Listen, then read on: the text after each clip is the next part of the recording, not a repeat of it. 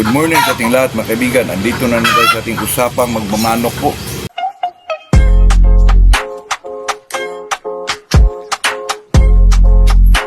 Bago tayo mag-umpisa mga kaibigan ay shoutout muna tayo kay Mark Humawan, Oliver Carinya, Mark Lister Hura. Good morning sa ating lahat po. Yung area natin doon mga kaibigan ay talaga hindi pa ho natapos kasi mahirap yung saging mga kaibigan. I-level mo mahirap po. Kaya wala naman tayong tauhan doon. Ay talagang nagsarili tayo mga kaibigan na talagang pinagsikapan natin na makuha yung masaging po. Medyo kahapon na nung isang araw mga kaibigan napakainit po. Saka parang nahilo tayo. Hindi pa rin natin natapos mga kaibigan. Saka po, kulang pa ng mga tipi. Dami pang kulang ng tipi po.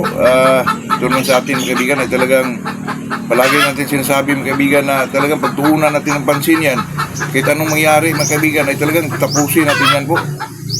Pero nakita natin yung area mga kaibigan dito sa umpisa at sa kadulo po talagang makita na medyo malinis na po. Yung kahapon mga kaibigan may nag-message sa atin yung about sa yung Shilton Roundhead na po sharing natin. Meron pa po. Hindi pa ho na gusto niyang ipakita daw pati yung babae mga kaibigan. Kunin natin mamaya po. Walang problema yun mga kaibigan. At saka itong pag-usapan natin po ay itong kasi nag-text sa akin sa messenger pa mga kaibigan na ano daw dapat gawin para pabultuhin daw yung manok at saka yung magandang magagandang cruises po mga kaibigan at saka paano daw manalo. Ang dami mga kaibigan. Pisahan muna natin itong paano pabultuhin po. Itong pabultuhin naman mga kaibigan. Ilang beses na tayo nakapag-vlog dyan kung paano pabultuhin po. Yung lang talaga mga kaibigan, yung good direction lang po. Yung stag booster, stag developer, at saka yung pagdating ng 7-8, Inilton, Inilmax, yun lang mga ganun mga kaibigan. At saka po, talagang mga kaibigan, magpurga tayo. Monthly or every 25 days po. Yun lang mga kaibigan. Napakasimple, wala tayong gawin dyan mga kaibigan. Ang manok naman pag medyo talaga malakas kumakain po, talagang kusang bumubulto ang katawan niyan mga kaibigan. At saka talaga, kailangan talaga magpaligo talaga tayo weekly po. Hindi naman weekly, lang, kahit mga twice a month lang. Pwede na yun mga kaibigan para naman mawala yung mga kuto nila. Ganado silang kumakain. Pag medyo may mga extra tayong pera, pag-inject tayo ng yung mga injectable vitamins mga kaibigan. Kahit mga multivitamins na po, katulad ng B12, mga mura lang, B22, ganun po. Ay talaga bumubulto yung katawaran sa ating mga manok dyan. Hindi naman kailangan yan mga kaibigan na scotch box mo, i-fly pin mo. Pwede naman sa cord lang yan mga kaibigan. Basta yung daily rotation ng daily rotation ng ginagawa mo po ay talagang maano mo mga kaibigan, yung talagang homework natin po na maganda talaga yung pagpurga natin at saka magpaligo tayo. Tapos yung D-old up to 6 months mga kaibigan, talagang maayos yung pagbigay mo. Ay talagang kusang bulto yung katawan ng isang manok po. At saka ito namang good cruises mga kaibigan. Paano talaga yung mga magagandang cruises po ay alam naman natin yun mga kaibigan na pag Pilipino ay katulad ng roundhead to kilso, claret, yun talaga ang mga maghanap. Pero pag wala naman tayong budget mga kaibigan, sabihin ko sa inyo po, ay dito tayo maghanap sa mga bulik, sa mga gold, sa mga sa mga gray. Kung wala tayong budget pwede na naman tayo makapaghiram dyan sa mga kasi itong mga bulik mga kaibigan, yung mga puti, yung gold, magagaling sila po kahit makross mo sa mga pula, makross mo sa mga gray, talagang magagaling po. Kung panglaban na, pero pag talagang mag-commercial ka mga kaibigan, hindi tayo magkuha ng mga medyo may mga pangalan talaga na bloodline po. Kasi alam nyo na, kaya mga teenager ngayon mga kaibigan, naghanap talaga ng mga legit na mga bloodline po. Talaga, katulad ko, ang daming maghanap sa akin mga kaibigan. Boss, meron kang SBR, meron kang Tornado Hats. Nako, sa atin lang dito mga kaibigan, ay mga Golden Boy lang, Shilton, mga pinakamin lang pero pag silang ikot-ikot mo mga kaibigan, ikot-ikot mo sila, talaga magkaroon ka rin ng medyo magaling na manok po kasi mayroon tayong Golden Boy, mayroon din tayong 5K, mayroon tayong roundhead, kaya medyo makapagbigay din tayo mga kaibigan na medyo makaproduce ng medyo magagaling na offspring po. Yun lang mga kaibigan. Kasi nagdepende kasi yun mga kaibigan. Pag ikaw ay talagang laban lang talaga, tapos wala kang budget, doon tayo sa mga off-colors, mga kaibigan, tulad ng mga bulik, mga puti, kahit ano dyan. Manghiram ka lang dyan sa mga kaibigan mo. Pwede naman yung mga pula, pero mas maganda talaga mga kaibigan yung mga cruises kasi nandun ka, makita mo yung mga offbeat na laro po na medyo lamang talaga sa panalo mga kaibigan. Hindi naman, kahit sino naman dyan mga kaibigan, hindi naman natin yan maano mga kaibigan na maano natin yan, medyo mahulaan natin na manalo talaga. Pero pag sinasabing good cruises mga kaibigan, yun na yun. Pag tayo ay maglaban lang talaga, sarili lang natin na matutuwa lang tayo, dito tayo sa mga cruises po, tulad ng mga bulik, gold, mga puti, yun talaga mga kaibigan.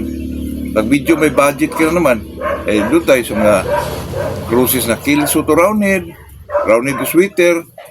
Pero mas maganda talaga yung mga Claret, yung mga old line mga kaibigan, na sumisikat na rin ulit ngayon, mga Limon to Roundhead talaga hindi mawala po kahit sa cruise mga kaibigan, kahit sa mga Sweeter. Kasi may nagtanong sa akin mga kaibigan, boss, yung Shilton Roundhead mo, maganda ba yan sa Claret? Nako mga kaibigan, napakaganda po kasi swak na swak yun sa Claret, sa Roundhead. Kasi itong mga bloodline na itong mga kaibigan, katulad ng Kilso, Claret, pareho sila ng kulay mga kaibigan medyo wine red, white fit, ano sila, pero sa other side mga kaibigan, Claret, may mga street comb, may mga tapayan, may mga pikom din, pero kadalasan mga kaibigan, Claret, Limon, mga ano yan mga medyo street comb po. Kung pag sinasabing ang Roundhead mag-nick ba daw sa Claret, nako, napaka ano mga kaibigan, na talaga mag-nick sila kasi ito namang alam naman natin na itong Claret ay may Roundhead blood yan mga kaibigan. Kaya pag sinasabi, pag makita mo yan mga kaibigan, di mo alam yung bloodline, basta white fit, asahan mo yan mga kaibigan na magaling po yan mga kaibigan. Totoo po, tayo naman dito mga kaibigan ay experience at saka mga marites lang po itong mga ano natin mga kaibigan. Depende na lang sa inyo kung sundin o hindi. Kasi pag dito masabi natin tapos ma-relate nyo na may nagsabi din sa inyo, medyo ganahan din tayo mga kaibigan na totoo yan. Ganon talaga, ganon, di ba?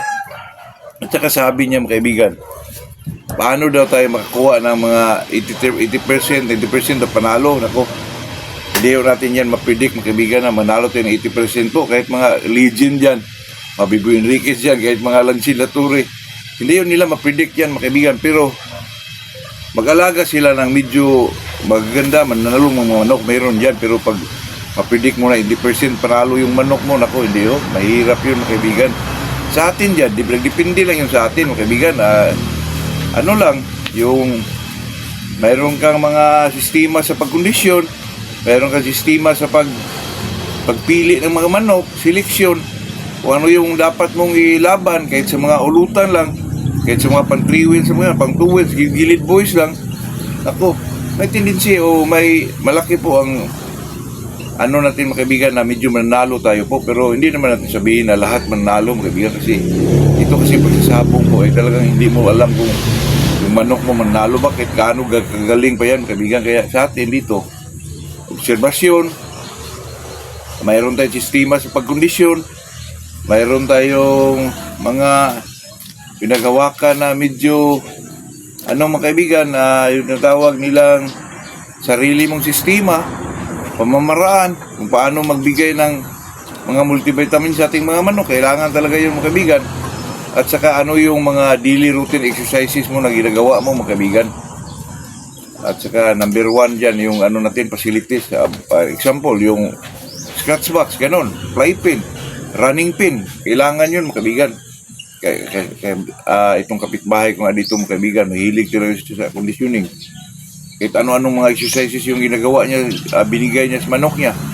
Yung mga exercises mga kaibigan, katulad ng mga bangga, yung mga talagang marami siyang manok na medyo nanalo po kasi ito kasing manok mga kaibigan. Lalo na pag hinahanda mo.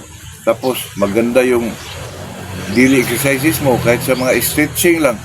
May tendency talaga mga kaibigan na medyo manalo yung manok natin po. Pero pag may pira, laban ka agad, basta may pira lang mahirap yun mga kaibigan. Baka mayroon tayong sa 10, 2 lang, maganon.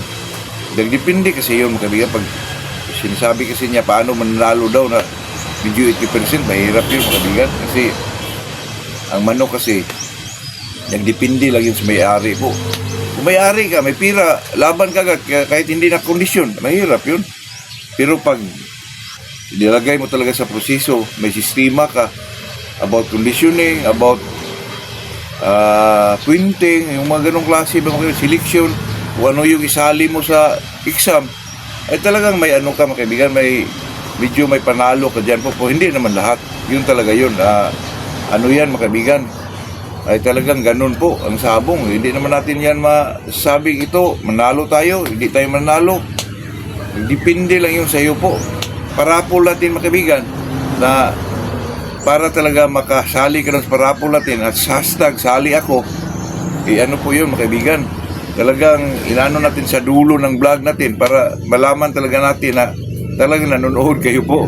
Kasi maganda yung iparapol natin kayo, medyo bata-bata pa, Shilton po.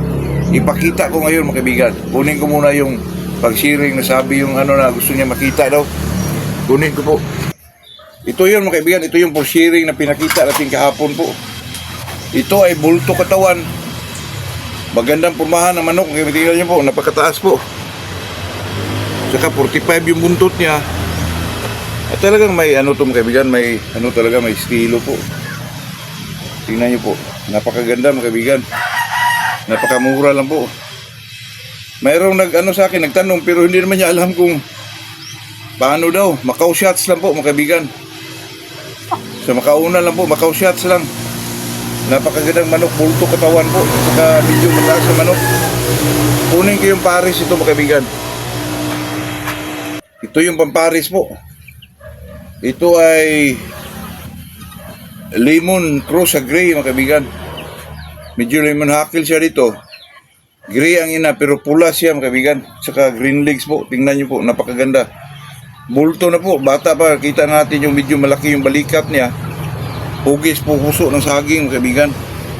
Pag hindi naman ito makuha, gamitin natin ito po. Kasi may limo na blood ito eh. Napakagandang manok, mga kaibigan. Tingnan nyo po.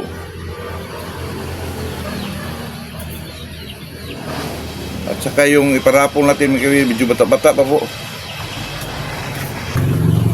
Ito ho ang iparapol natin, mga kaibigan. Medyo light siya, mga kaibigan. Dito may parang lemon ring siya po. Napakaganda po. Sa gustong sumali, hashtag sali ako. Tingnan nyo po. Nako. Parang pareho lang sila yung purma yung pang-sharing natin, mga kaibigan. Pinili ko talaga itong maganda. Ang iparapol natin po. Hashtag sali ako po. Napakagandang Shilton po.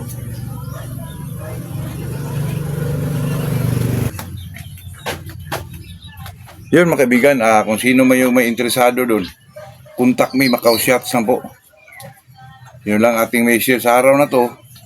Pero kung sino yung may kursunada talagang sa parapol natin, hashtag sali ako. Ito automatic na yun, kaibigan.